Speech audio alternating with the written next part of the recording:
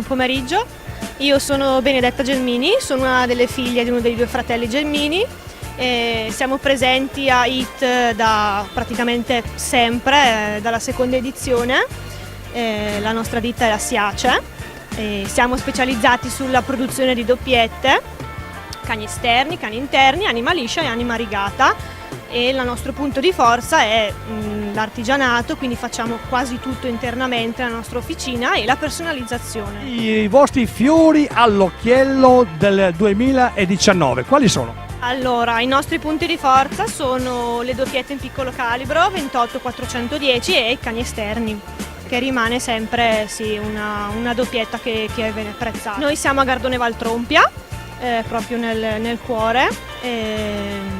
Abbiamo un'officina, lavoriamo a livello familiare, quindi siamo cugini, figli, eccetera, siamo in 4 e abbiamo un'officina piccola, ma facciamo anche riparazioni. Qualora il telespettatore sia interessato all'acquisto dei vostri prodotti o a ulteriori informazioni, cosa deve fare? Può scriverci al nostro indirizzo email che trovate sul nostro sito www.siacearmi.com. Lì trovate tutti i nostri prodotti, tutta la nostra produzione. Abbiamo anche una piccola linea di fucili usati, che a volte facciamo anche servizio di permute sull'acquisto del nuovo, eccetera. E abbiamo l'assistente delle riparazioni sui nostri fucili, su fucili di altre marche, cani intercambiabili, nastri tubi, calci nuovi, di tutto e di più, tarature, eccetera. Telefonare allo 030 8912 613, oppure se volete visitare la nostra pagina Facebook, siamo attivi anche lì con qualche immagine delle nostre lavorazioni e dei nostri prodotti.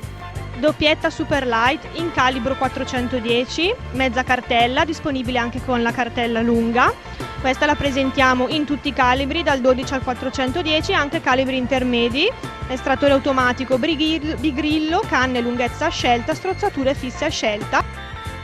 Doppietta 475P round body, bascula dedicata al calibro, super leggera, 2,2 kg per il calibro 410. Questa che vedete è in calibro 28, bigrillo, estrazione automatica.